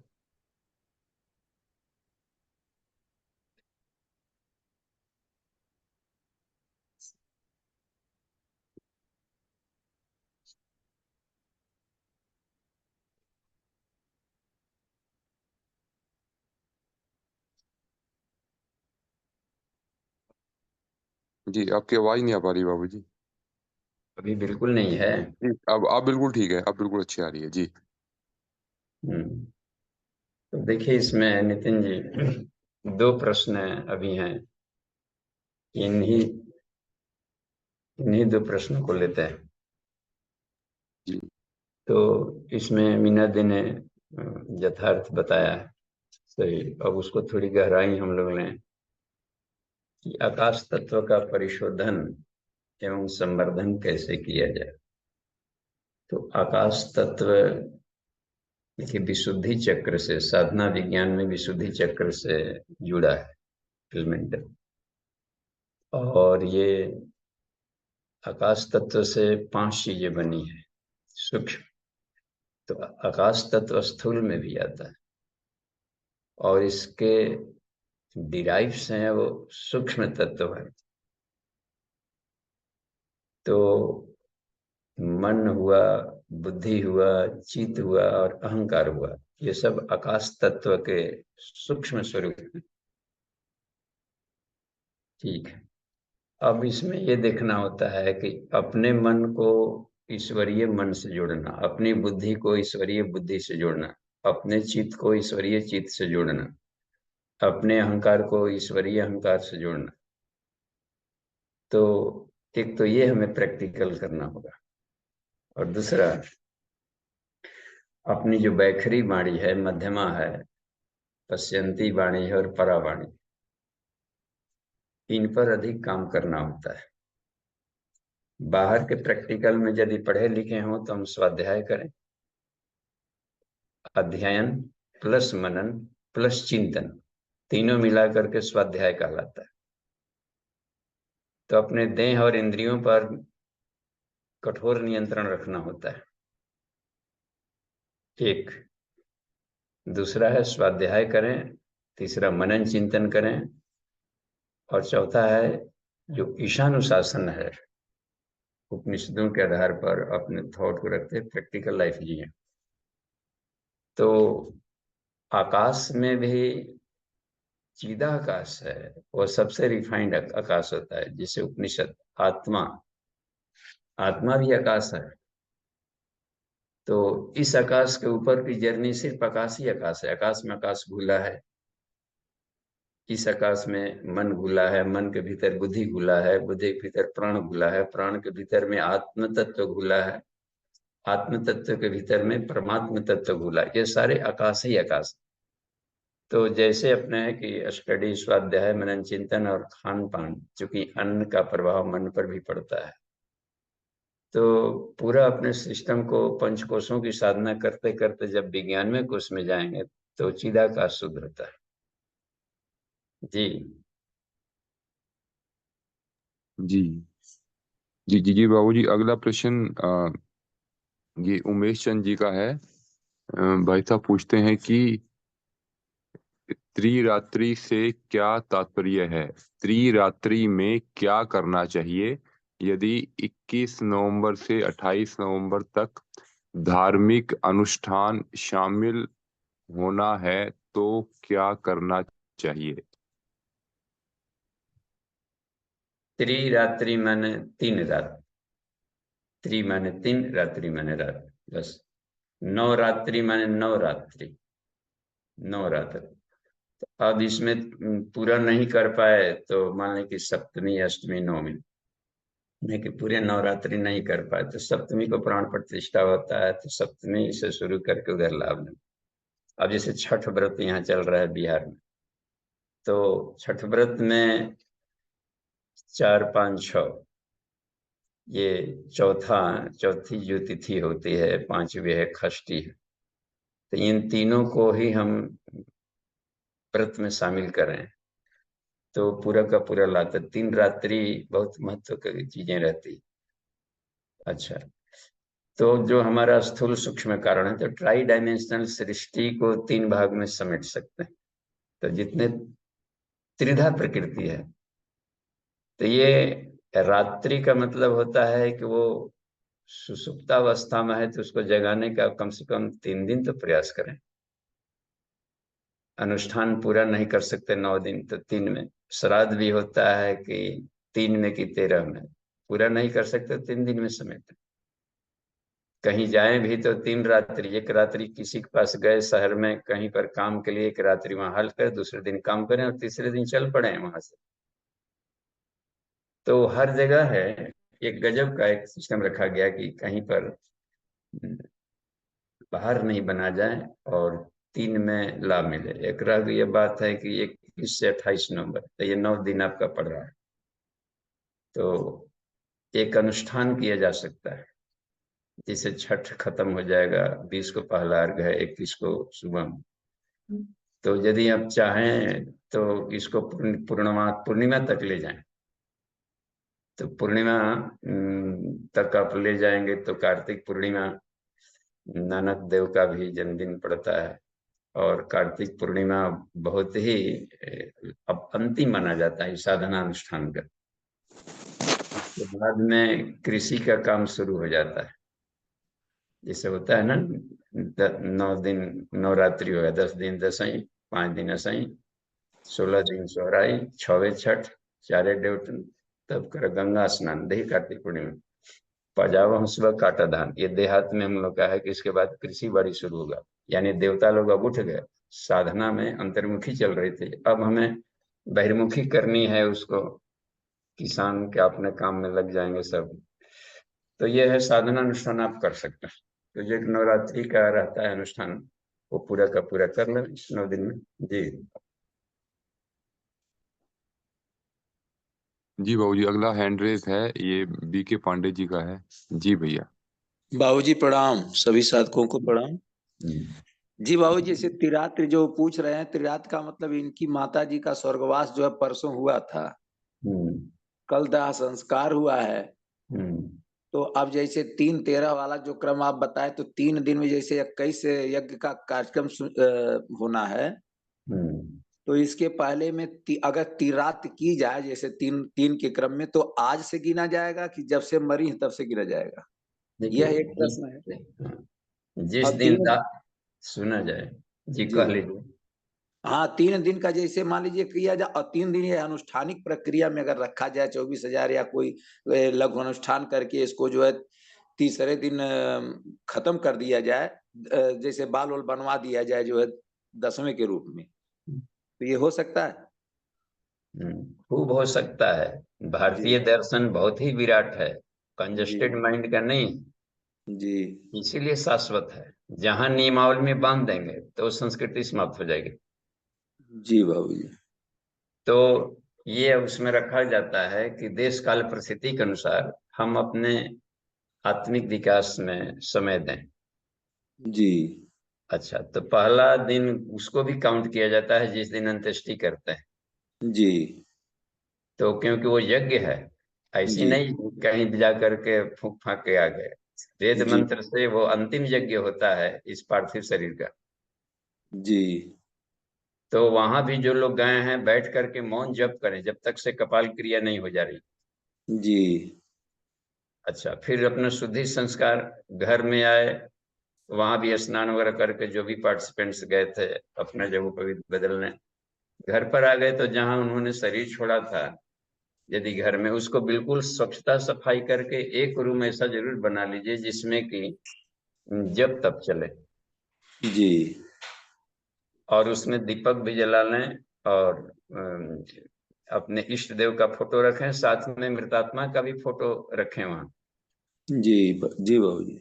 अब दीपक अगरबत्ती जलता रहे। तो अब नेक्स्ट डे आप क्या करें कि एक दिन बीच वाला समय है, तो 24 घंटा का अनुष्ठान होना चाहिए। 24 घंटा जब, जी यानी 24,000 का लघु अनुष्ठान आपको एक ही दिन में करना है। जी तो उसमें 24 आदमी बैठेंगे तो एक घंटा में होगा, 8 आदमी बैठेंगे तो 3 घंटा में हो जाएगा। जी और यदि एक आदमी है तो उसको कंटिन्यू करना पड़ेगा। जी बाबू जी। जैसे ही 24 अनुष्ठान पूरा हो गया उस करने का, तो तीसरे दिन हम पुणाहुति कर लें और पूरे मरणोत्तर संस्कार कर लीजिए। पंच यज्ञ सहित हम श्राद्ध कर्म हम करिष्ये। जी जी जी तो ये सरल तरीका है कमेटियों की। इन दिनों बाहर ताहर बच्चे लोग, परिवार लोग नौकरी करते हैं, लंबा छुट्टी नहीं मिलता है, जी बाबू जी। और देश काल परिस्थिति के अनुसार उसको समेटना है। आज समाज में तो श्मशान घाट के बाद कोई कर्मकांड नहीं रखा गया, वहीं पर सारी क्रियाएं सब समाप्त कर दी जाती है, जब तक में वहीं पर लोग बैठ जाते हैं। जी जी और पूज्य गुरुदेव का भी देखिए समेटा गया, 2-3 घंटे में सब खत्म। उसके बाद आईजीटी सारे क्लासेस चलने लगे। जी बाबू जी। तो हमें विशुद्ध वैज्ञानिक और आध्यात्मिक चिंतन रखनी चाहिए कि हमें उतनी ऊर्जा उस मृतात्मा के लिए दे दीजिए जितना कि दिया जाता है 9 दिन में। जी जी तो वैसे 9 दिन करते अनुष्ठान, तो 10वां दिन 10 कर्म होता है, और एक दिन गैप करके विधिवत शोक समारोह होता है। जी जी तो शोक समारोह में इसमें बाद में कभी कर लेंगे श्रद्धांजलि। हाँ जी जी। अब 27 को पूर्णाहुति हो रही तो उसी में हो जाएगा वो। हाँ, अब चूंकि दूर दूर लोग रहते हैं तो पहले 4 दिन चिट्ठी जाने में लगता था, 4 दिन आने में लगता था, तो 9 दिन वैसे भी लग जाता था। जी बाबू जी जी। तो ये है विशुद्ध वैज्ञानिक है अपनी संस्कृति। तो बाबू जी जो है कल जो है अंत्येष्टि हुई है, तो आज 24,000 का लघु अनुष्ठान रख करके कल सुबह कल जो है उसकी पूर्णाहुति की जा सकती है। हाँ बिल्कुल, जी कोई दिक्कत नहीं। जी। तो कल उसी में जो है बार और बनाने का जो क्रम होता है वो भी उसी में रखा जा सकता है। हाँ बिल्कुल, सुबह मान्य लोग करें। एक तो आदमी जो देता है मुखाग्नि तो वही करता है, अपना मुंडन कर लिया, उसका जी अनुष्ठान जी में रहना जरूरी है। बाकी जी लोग आगे पीछे बना लें। जी जी जी बाबू जी। ठीक बाबू जी। बाकी लोग तो सैलून में जाकर के कहीं बनवा लें। जी जी जी और एक आदमी तो जिसको मुखाग्नि देनी है वहीं पर श्मशान घाट पर, वहीं पर कहीं ना कहीं पर बना ले कर हाँ हाँ जाता है। जी जी वो तो हो गया है जी बाबू तो लोकाचार भी निभा, संस्कृति भी नहीं मरी, और जी वैज्ञानिकता के साथ में आपके कोई सिस्टम भी नहीं बिगड़ा। जी जी क्योंकि स्व कर्तव्य पालन पूर्वकम जी पितृणाद अनिड्यार्थम संकल्पम हम कृषि, ऐसे रहता है। जी जी तो स्व कर्तव्य पालन में डिस्टरबेंस नहीं होना चाहिए। जी बाबू जी। ठीक है, धन्यवाद, ठीक आगे ठीक बाबू बढ़िए। जी। प्रणाम। जी प्रणाम। सुरेंद्र पटेल जी का हैंड रेज है पतंजलि जी यूनिवर्सिटी से। जी भैया। जी प्रणाम बाबूजी। जी प्रणाम। बाबूजी एक लंबे समय से एक प्रश्न मन में आ रहा था, मुझे लगता है सबसे बढ़िया समय है पूछने का। हम्म, बाबूजी, हम अपने जीवन के लिए योजनाएं बनाते हैं, लेकिन कई बार ऐसा अनुभव होता है कि ईश्वर शायद हमारे लिए कोई और व्यवस्था या और योजनाएं बनाए। तो उस योजना को कैसे पहचाने जो ईश्वर ने हमारे लिए नियोजित किया है, क्योंकि कई बार हमारी योजनाएं असफल हो जाती है और ईश्वर की योजना सफल हो जाती है जो हमारे लिए सर्वोत्तम रहता है। तो ऐसा कोई उपाय है बाबूजी जिससे ईश्वर की योजना जो हमारे लिए निर्मित हो उसे हम पहचान सके, उस रास्ते पे चल सके। देखिए ईश्वरीय योजना सुरेंद्र जी से मेरा है कि वो आपको भीतर से, आत्मा के भीतर से एक प्रेरणा है के रूप में आएगी। ईश्वर तो निराकार है, तो वो सिर्फ प्रेरणा दे सकता है। तो अंतः प्रेरणा में जरूर उभरती है कि अच्छा इसको भी करके देखते हैं, अभी के लिए इस पे सफल नहीं हो पा रहे हैं तो इसको प्रैक्टिकल करके। तो वो अंतः प्रेरणा को के आधार पर अपने इसको कहते हैं अंतरात्मा की आवाज, या आकाशवाणी कह देते हैं। तो अंतरात्मा चिदाकाश है, तो उसकी आवाज को सुनना पड़ता है प्रेरणा, और उसके अनुसार आप चेंजेस कर लीजिए। ये हम ही रिजिड होते हैं, अपने ढंग से चाहते हैं इंजॉय लेना, ईश्वर हमसे बड़ा इंजॉय देना चाहता है वो अपने ढंग से। तो इसी खींचतान में समय निकलता है। तो कहीं भी अपना ईगो ना होना चाहिए कि हमने संकल्प ले लिया है। संकल्प बंधन है, संकल्प मात्र संभव बंधा। हम क्यों बांधे अपने आप? हाँ, एक संकल्प ले सकते हैं कि हम संकल्प लेते हैं कि किसी भी संकल्प नहीं बंधेंगे, तो ये संकल्प मोक्षदायी है।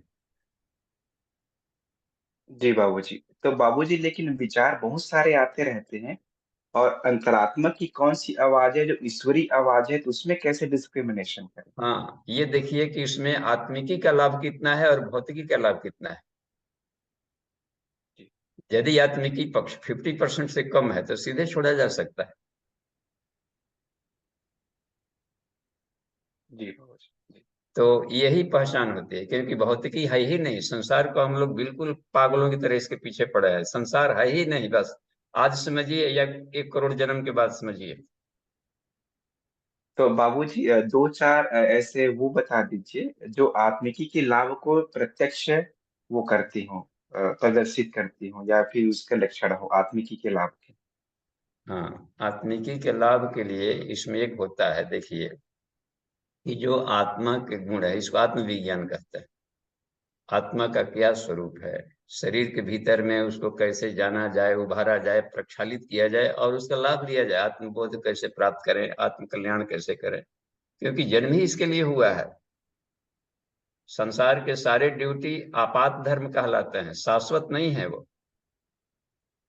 जी बाबू। तो वो चूंकि एक दिन में नहीं है, सरवाइव करना है, तो इसके जीने खाने के लिए संसार की कोई अपना प्लेटफॉर्म चुन लिया। उससे अधिक पेट भरने, गुरुदेव लिखते हैं कि पेट भरने की व्यवस्था हो गई तो समझो कि सारा समय 100% लगा देना चाहिए आत्मा को जानने में।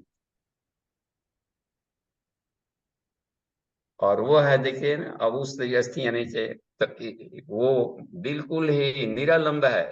जहां भी प्रावलंबन है हम कांप रहे हैं, इसका मतलब है कि नायम आत्मा बलहीने न लभ्य हो, बलहीनों को नहीं मिलता है आत्मा। तो एक एक बैसाखियां हमें हटाती जानी चाहिए लाइफ में। जी बाबूजी। तो बाबूजी, क्या स्वावलंबन को हम आत्मा का गुण कह सकते हैं? क्योंकि परावलंबी होकर भी कई बार काम नहीं किया जा सकता जो हम चाहते हैं। नहीं, प्रावलंबी आदमी बहुत कमजोर होता है, हद से ज्यादा। जी। तो बाबूजी, एक बैसाखियों और में विशेष एक एक और प्रश्न था जो मुझे लगता है बहुत सारे लोगों के मन में होगा।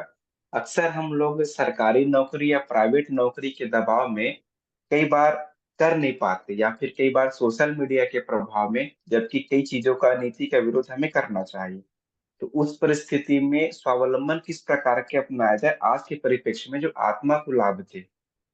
देखिए, दोनों चूंकि अपने को सरवाइव करना है, जीना है, तो लाचारी में दबाव में कर लिए तो करना नहीं कहलाया। जी। क्योंकि किसी के दबाव में तो प्राण रक्षा के लिए कर रहे हैं, दूसरे का सेपरेशन कर लिए तो खुश नहीं हो जाए सामने वाला कि चलिए करवा लिया। जी। जी। इसलिए कि जो भीतर है ना, वही सब कुछ है अपने भीतर। जी बाबूजी। जी। तो उसके द्वारा धन्यवाद। नहीं करते हुए कर दिया, उसका मन रखने के लिए कर दिया। लेकिन अपने के भीतर में सोचना है कि हम जिस उद्देश्य के लिए जन्म लिए हैं वो कर पा रहे हैं कि नहीं। जी, तो अब क्या वही तो जितना तक से बाबूजी। जीवन जिया यही अंतिम सत्य है। नहीं, तो बाबूजी, प्रश्न ये बार बार में आता है कि हमें ये मालूम है कि गुरुजी से जुड़े हैं, आप सबसे जुड़े हैं, तो प्रतिभा तो है अंदर, लेकिन उसको केवल क्या है, पेट प्रजनन तक और कई बार परिवार तक सीमित हो जाते हैं, क्योंकि अभी गृहस्थ जीवन का इनिशियल स्टेज है। तो उस आत्मीयता के विस्तार के अनंत विस्तार की यात्रा कैसे करें? क्योंकि अभी मुझे लगता है 30-40 साल तो जीवन का बचा ही है, अभी वर्तमान में 30 साल उम्र हो रही है, तो उसके लिए योजना कैसे पहचाने कि ईश्वर ने हमारे लिए योजना रखी? हाँ, तो जो बाकी जो बचा हुआ है तो सर्वाइवल के लिए अपना आधार पहले मजबूत कर लीजिए, वो भी परावलंबन खत्म हो, अपना अर्थावलंबन बिल्कुल संसार से हेल्प न लेना पड़े, अपना अर्निंग करके उसको बेस मजबूत कर लें। इसके बाद है उतना रखिए कि एक और भी हेल्प कर सकें दूसरे को, तो अब उसमें कि फ्री माइंड से अब आत्मिक विकास कर पाए। जी बाबूजी। अच्छा, और उसमें लोक सेवियों को तो बिल्कुल ही डिपेंडेंसी नहीं चाहिए। अब उतना यदि कर लिए तो अब रह गया कि यदि मैरिड लाइफ कर लिए हैं तो अब पता नहीं किस उद्देश्य से किए हैं, तो जिस उद्देश्य से किए हैं वो खींचेगा फिर जाकर इधर, मन नहीं लगने लगेगा। तो ये कामनाएं हैं ना, वो आत्म विकास में रुकावट डालते हैं। जी तो अब यह है कि संसार की कामनाएं उधर है, तृष्णाएं पूरी नहीं हुई है, तो अध्यात्म में नहीं ही जाना ठीक है, नहीं तो वहां भी सफल नहीं होंगे, यहाँ भी सफल नहीं होंगे। पहले सुख भोग लीजिए, थक जाइए, लहू लुहान जिस दिन हो जाएंगे, भले अगले जन्म में सही क्या लेना देना, पचड़ा काहे पड़ना, थक जाइए उधर। पहले नचिकेता को कैसे जांच रहा था कि ले लो सारा सुख, ले लो सब सब ले लो बस, और जब तक चाहो अपना लाभ लेते रहो संसार का। तो कहा कि इसको संसार का लेंगे भोग तो इंद्रियां तो हमारी समाप्त होती जाएगी, और उस समय हम क्या करेंगे, भोग से कभी तृष्णा पूरा हुआ नहीं, तो लास्ट डे हमारा क्या होगा, तो छूछ बैलेंस पड़ा रहा। तो उसमें जी रह गया बाबूजी। कि नहीं हाँ, जितना संभव है उसको अपना करते चले, तो जब नहीं, तक इसमें तो बाबूजी 30 वर्ष की आयु में तो बहुत सारी चीजें मिल गई है। भौतिकता के जितने आयाम मिलने चाहिए, मान सम्मान पद प्रतिष्ठा, बस अब आत्मिकी की यात्रा के लिए ज्यादा से ज्यादा समय की लालसा है। तो बस उसी के लिए मार्गदर्शन चाह रहा था हाँ, कि ईश्वर तो ने मेरे असली लिए क्या किया। सम्मान वही है, आत्म सम्मान दूसरों द्वारा नहीं होता है, भीतर वाला थैंक यू बोलता है। जी संसार जी वाला तो बाबूजी। लांछन लगाएगा आपको और ढेर सारा जी टोंट कसेगा। मीरा को सबसे अधिक जहर पीने पड़े थे, ये हो गई वो हो गई ऐसा हो गई, देखिए तो अब उन्होंने ही भगवान को पाया, बाकी लोग अपना महल ढोते रहे। विवेकानंद के पीछे कितने ये थे, हम विवेकानंद के कहाँ देखते, उन्होंने छोड़ दिया घर परिवार कर तक आत्मिकी में कूदे, और इतना पा लिया तो उनका परिवार छूटा नहीं, पूरा विश्व परिवार बन गया। जी बाबूजी। तो किसने कहाँ छोड़ा, छोड़ता नहीं है कोई सन्यासी, पूरे ग्लोबल को अपना परिवार बनाता है। तो ईश्वर मिल गया उसमें, तो त्यागे न एक अमृतत्वानसो। तो जिन्होंने भी पाया है वो अपने आप को 100% इधर से किया है माइंड में, और तब जाकर के उसको पूरा मिला है। अब 1% करेंगे तो 1% का पंचामृत भर अध्यात्म का लाभ मिलेगा। चलिए थोड़ा सा जप कर लेते हैं, थोड़ा सा योगा कर लेते हैं, थोड़ा सा भजन कर लें तो हम मिलेगा, 10-5 मिनट का राहत मिलेगा। फिर वही माइंड टेंशन, ये अंतर्द्वंद वो अंतर्द्वंद, ये पीछा नहीं छोड़ेगा लाइफ में।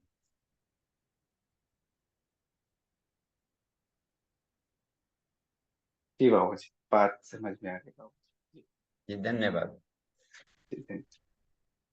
ये शंकर मिश्र जी का देखिए तो हैंडल है, दो है। जी जी भैया। हाँ प्रणाम बाबूजी। जी प्रणाम। बाबूजी माता जी को एक स्ट्रोक की समस्या आई है बाबूजी, तो ऐसे संदर्भ में फिजिशियन का ट्रीटमेंट हम लोग ले रहे हैं बाबूजी। आपके द्वारा थोड़ा मार्गदर्शन मिलता तो जल्दी रिकवरी होती बाबूजी, ब्रेन स्ट्रोक की। हाँ, अच्छा ब्रेन स्ट्रोक आया है। जी बाबूजी। तो अब देखिए सबसे पहले तो स्पेशलिस्ट डॉक्टर से ध्यान इसमें सलाह लेनी है, कि जो भी अभी वर्तमान में है, जहाँ संभव है तो एक अच्छे चिकित्सक से परामर्श लें। अब रह जाता है कि दवा के साथ में दुआ, जी तो दुआ पर ईश्वर के साथ प्रेयर चलता है, क्योंकि शरीर सिस्टम पर दो का एक अधिकार, एक तो अपना सेल्फ के द्वारा इसको गड़बड़ा दिया है, क्या किए उसके चलते डिस्टर्ब हो गया है, एक्सीडेंट दुर्घटना से भी हो सकता है, प्रारब्ध बस ये अपने ढंग से आते रहेंगे। और दूसरा है कि सिस्टम पर ईश्वर का भी नियंत्रण है। जी तो अब है कि उसके शरण में जाना, उसके पैर में, तो अब कोई वो जब चाहे किसी भी तरह से कहीं से भी अंधे को आंख फूट गई थी एक्सीडेंट दुर्घटना में, और बेचारा इतना ईश्वर भक्त था कि उंगलियों में आंखें आ गई। गुरु जी लिखे है उसको अखंड ज्योति, उंगलियों में आंख आ गई। कहीं केवल छू लेता था तो पढ़ लेता था, किसी भी पन्ना की चीजों की किताब पढ़ लेता। जी बाबू तो ईश्वर के लिए कुछ भी असंभव नहीं है। अच्छा, और यदि ब्रेन खराब हो चुका है तो हम क्यों उसको चाहें कि उनका कल्याण हो, फिर से जीवित हो जाएं, इस कामना से बढ़िया है कि ईश्वर इनका कल्याण करें। जी जी तो वो जानता है कैसे कल्याण होगा।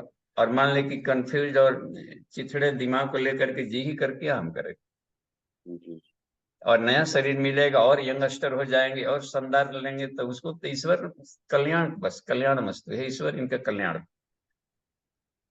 जी तो कोई मांग नहीं रखी जाती है, निष्काम हमारा काम है प्रेयर करना, इनकी आत्मा को ये मिले विधिवत, और ये इनका ईश्वर इनका महत्तम हमारे परिवार का कल्याण करे। कल्याण जो हमारे लिए कल्याणकारी है ईश्वर आप वो प्रदान करें, हमें स्वीकार है। बस हम आत्मभाव से उनकी आत्मा का ध्यान करते हैं, अपने प्रकाश से उनको प्रकाशित करें। जी हाँ अच्छा, यदि वो थोड़ी से भी होश में है और काम कर सकते हैं तो सोहम साधना सबसे बढ़िया है।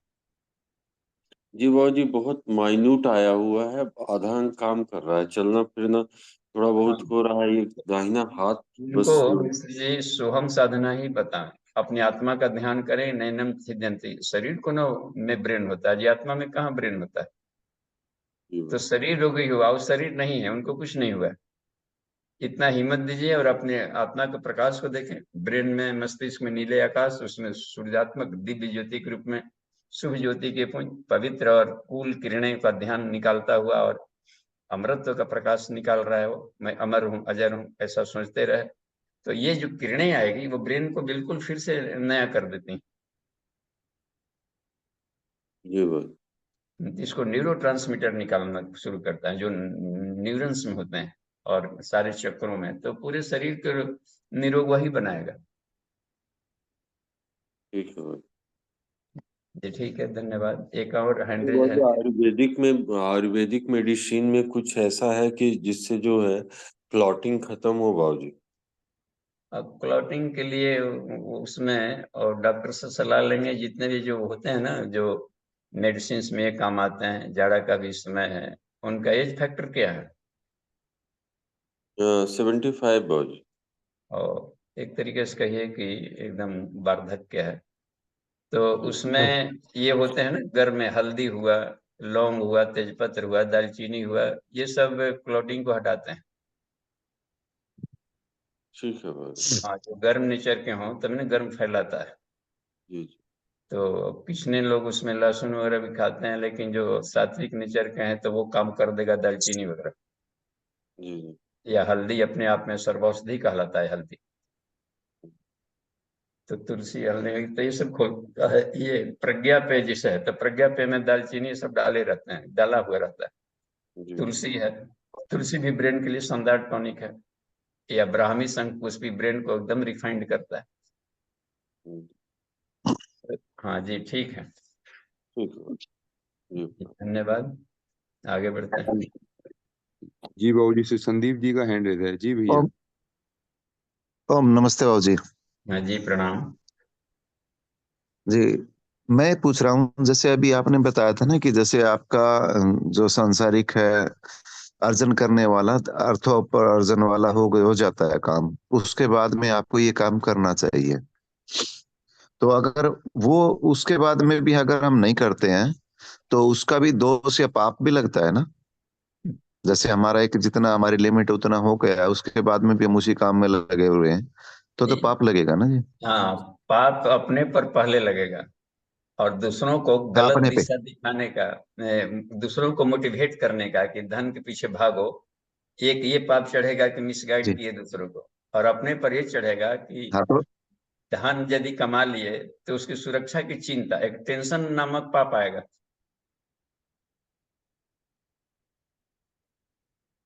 और चिंता बढ़ जाती है, और उसके साथ में रात दिन देखते हैं उसको और कैसे बढ़ावें और कैसे बढ़ावें। तो इसलिए मदर इनका कहा श्री माँ ने कहा था कि धन को कमाओ खूब, लेकिन फिर धन को धन कमाने के लिए खर्च मत करो, धन को आत्मा को कमाने के लिए खर्च करो। तो नो प्रॉब्लम। तो गायत्री महामंत्र में वी अक्षर इसी को बताता है, विद शक्त्या तो कर्तव्य, उचिता भाव करते, उचित भावों की पूर्ति के लिए खूब धन कमाओ, लेकिन न तो शक्त्या त्या कार्यम दर्पोद्धत प्रदर्शनम, जहां पर अपना ईगो समाप्त हो रहा हो, अपनी आत्मिक विकास को धूमिल हो रहा हो, तो उन कार्यों को हम न करें, या विलासी जीवन जीने में तो अपना खत्म हो जाता है, एनर्जी लेवल समाप्त हो जाता है, इम्यून सिस्टम बिल्कुल ढह जाएगा। तो ठीक है, धन्यवाद। रोग दुख भी आने लगते हैं बहुत सारा, टेंशन में बिलबिलाते। सबसे हेनरी फोर्ड है ना नितिन जी, हेनरी फोर्ड सबसे अधिक बिलबिला करके शरीर छोड़ा था, जिसके इतना बड़ी फैक्ट्री चल रही है और वो हर 5 मिनट पर एक गाड़ी रोड पर आ जाती थी। अब समझिए वो आदमी जब शरीर छोड़ रहा था तो बिलबिलाया कि हे भगवान, अगली बार कभी जन्म देना हमको तो फोर्ड परिवार में जन्म मत देना, किसी उसी के घर में लेबर मजदूर जो काम करते हैं, ताकि कमाए परिश्रम से और चैन से रह सके। उसको अंत में आते ऐसा हो गए थे कि 50 एक कौन से जूस पसाने के लिए डॉक्टरों को कितने डॉलर्स दिए जाते थे। तो यह है कि धन हमें सुख नहीं देगा, आत्मा वार्य तब ज्ञानवान ही सबसे बड़ा धनवान है, उसके सामने कुबेर सब फीके पड़ते हैं। जी जी ठीक है, धन्यवाद। आगे देखते हैं, 2 धन्यवाद मिनट रह जी। विभा दीदी का हैंड है जी। दीदी बाबू जी प्रणाम। जी प्रणाम। प्रणाम बाबू जी, पूछ रहे हैं ना कि आज तो खरना है पर कल तो पहला अरग है, तो पानी कब पियेंगे? शरीर को डिहाइड्रेशन नहीं होने देना है, क्योंकि जल में ही सब देवता रहते हैं। सूर्य भगवान जल के माध्यम से शरीर में जाएंगे, तभी तो भींगे हुए वस्त्रों से दिया जाता है। तो केवल बाहर ही गीला क्यों रहे, भीतर भी गीला रहे, और हर घूंट में समझें कि सूर्य भगवान का तेज जा रहा है भीतर में। तो वो जब भी अपना हर घंटे 2 घंटे में, जैसे नियम है अभी के युग के व्रत करने का, कि घंटे 2 घंटे पर आप सिप सिप करके एक एक घूंट लेते रहे, सिप सिप, घटाघट नहीं। जी जी बाबू जी, तो मॉर्निंग में पानी पी सकते हैं जैसे पीते हैं वैसे? हाँ, क्यों नहीं पियेंगे, तब तक फिर शरीर के भीतर का गंदगी शरीर में रह गया तो कैसा पूजा। जी बिल्कुल। तो शरीर जी में पिएंगे तो सारे ब्लड का टॉक्सिन यूरिन सब बाहर निकलेगा उसमें, तब पीते रहेंगे। तो सर्विसिंग के लिए नहीं किया जाता है व्रत त्योहार। और फेफड़ा काम कर रहा है, हार्ट काम कर रहा है, किडनी काम कर रहे हैं, तो जब मशीन चलेगा तो कुछ न कुछ मल व कचरा निकालता है बॉडी में, और यदि पानी नहीं पिएंगे तो सारे कचड़े ब्लड में घुल जाएंगे, और ब्लड में लैक्टेट की मात्रा बढ़ जाती है, विष है एक। तो इसलिए चिड़चिड़ा, तनाव, ये सब और वीकनेस सब ले आ देता है। यदि करते रहेंगे तो उसमें विषिवा नामक प्राण विद्युत आएगी और शरीर की सफाई होती रहेगी। तो ये विशुद्ध वैज्ञानिक टेक्निक है, और जी इसी बाबू को जी। गायत्री महाविज्ञान में शिव जी बता रहे हैं पार्वती को, कि अन्य युगों के हम वो साधनाओं का नकल न करें। द्वापर युग से चल रहा था, कर्ण चूंकि था और सूर्य का तांत्रिक साधक था, यही मुंगेर में उसका किला है। तो पानी में खड़े रहकर घंटों, तो उस समय जल तत्व की मात्रा शरीर में रहती थी, स्वादिष्ठान चक्र उस समय विकसित होता था, और आकाश से डायरेक्ट पानी खींच लेता था आदमी। आज का समय वैसा नहीं है, आज पृथ्वी तत्व प्रधान है, जहां ही छोड़ेंगे तो डिहाइड्रेशन होगा, वीकनेस होगा, कमजोरी आएगा, चिड़चिड़ापन आएगा।